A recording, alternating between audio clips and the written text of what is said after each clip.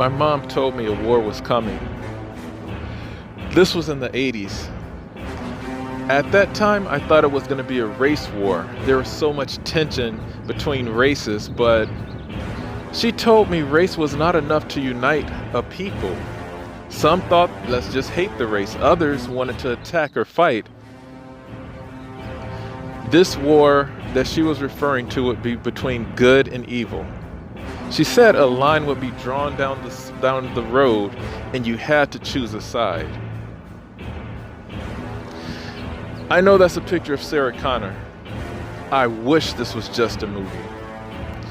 We're all told to stay at home right now due to the COVID-19, and just stay along for this journey. It's a book by Rick Joyner, The Final Quest. Yeah, I hope this clears some things up that's going on in the world.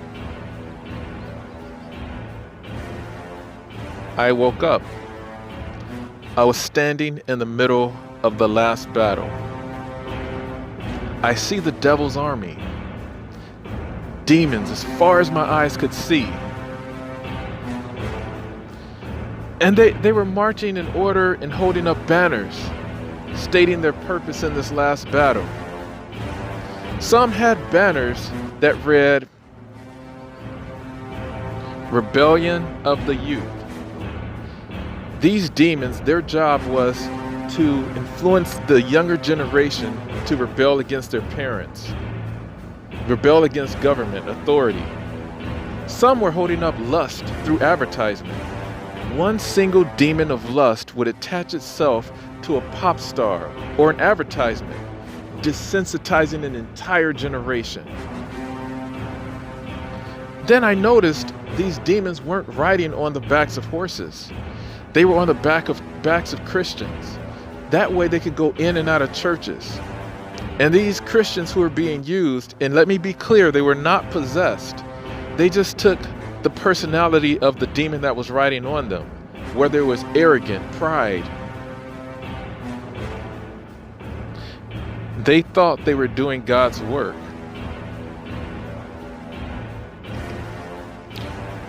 At this point, I looked around and I was wondering, where is God's army? And I could see from a distance. From the outside, they looked like they were a strong army, just not as many.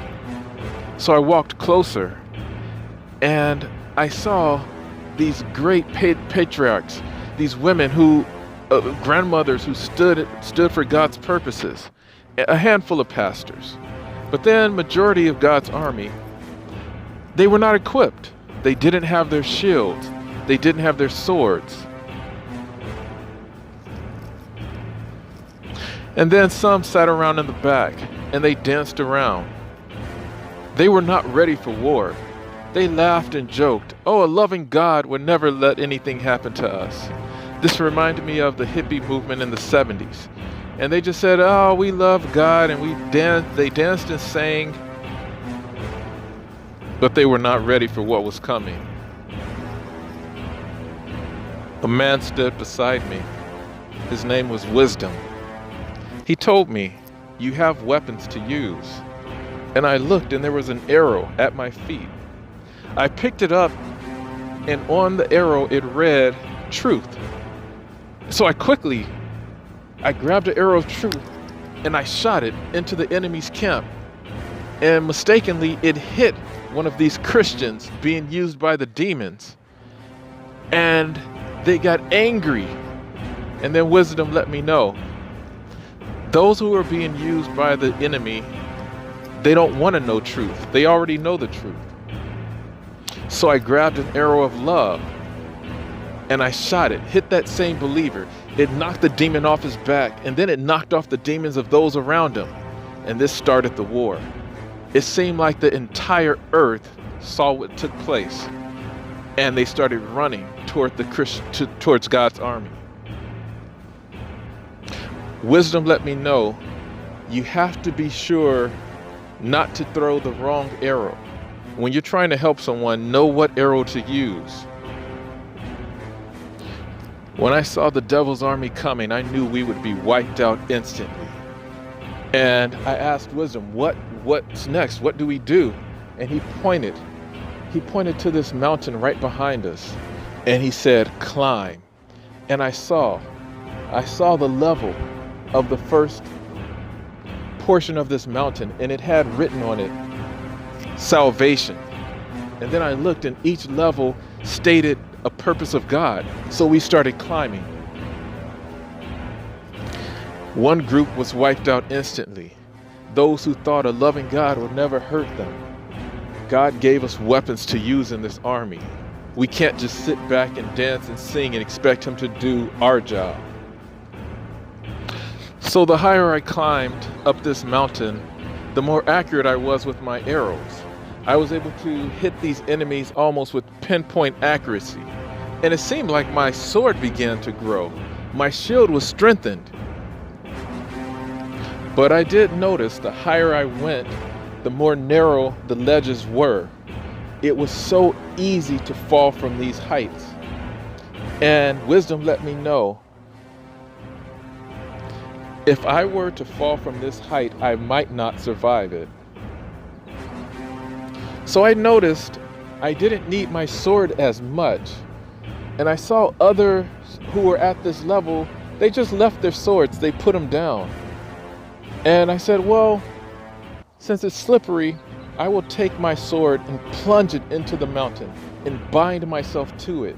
So that way I can aim and I don't have to worry about the slippery ledges. And wisdom said, that was wise. You should never leave your sword behind. And I watched brothers and sisters of mine fall from this height because they left their swords and they slipped. And now I finally got to the top of this mountain. I was able to fight at such a better advantage point. And then I looked behind me at the top of this mountain, and I saw the garden that God has prepared for us. And I heard a voice, come, rest. So I was resting in God's garden. I felt God's presence more than I ever had on earth. But even while I was resting, I thought about my brothers and sisters in that battle. And he told me, eat of this fruit. And I took a bite. And it restored my energy. And I felt equipped. I was communing with God. As I was enjoying this experience, looking around, talking to many, wisdom told me, look at your feet. I looked down, and my feet, I was standing right near the edge of the cliff. And he let me know that don't ever lose sight or you could fall. Always be mindful in this battle. And then I thought, when can I return to this battle? I don't want to desert my brothers and sisters who are still fighting. And then as I looked into the tree, I saw something moving. There were white eagles. And I saw them all fly off, and they took off into the battle. So I started to climb down this mountain, and I realized I was learning more climbing down than I did climbing up. I climbed so fast, I didn't pay attention to so many of God's truths. And I realized at times I looked down on those who stayed at one level. And I realized they were helping others climb up. And I talked about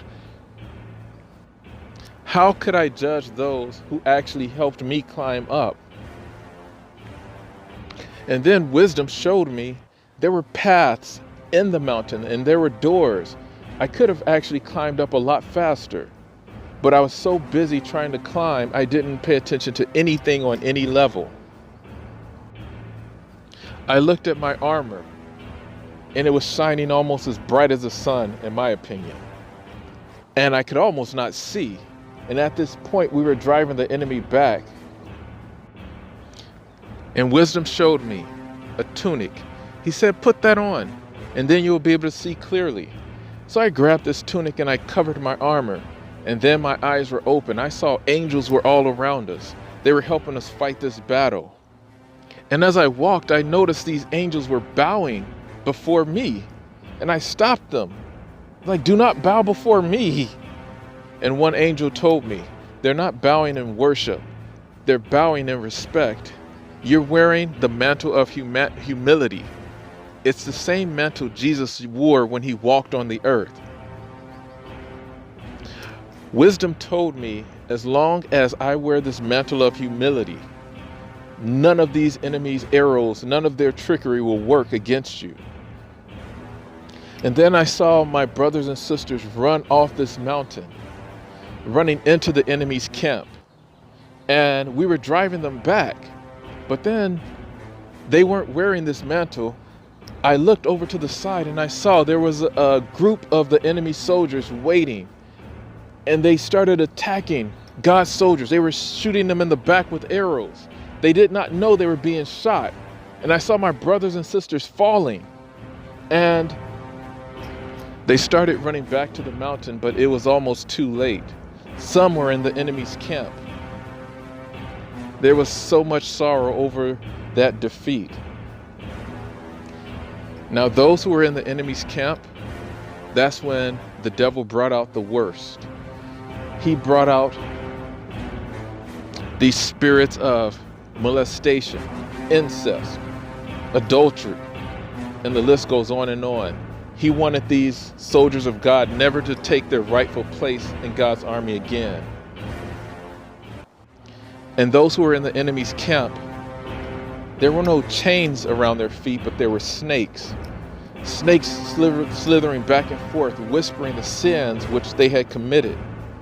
And they could have easily walked out, but they refused to move.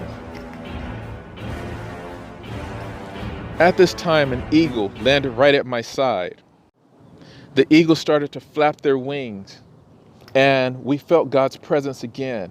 And it started to heal all of us who saw what had just taken place, encouraging us. And I just said, thank you. This reminded me again of being in that garden, feeling God's presence.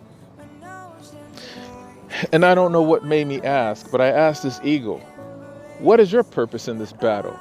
He said 3 words to me. We eat snakes. Then they all took off and went into the enemy's camp, went and devouring these snakes that were binding our brothers and sisters, loosing them so they could come back to God's army. Some refused to move. Some literally died in the enemy's prisons. But a lot came back and we could rejoice again. This was the first time I saw God's people united.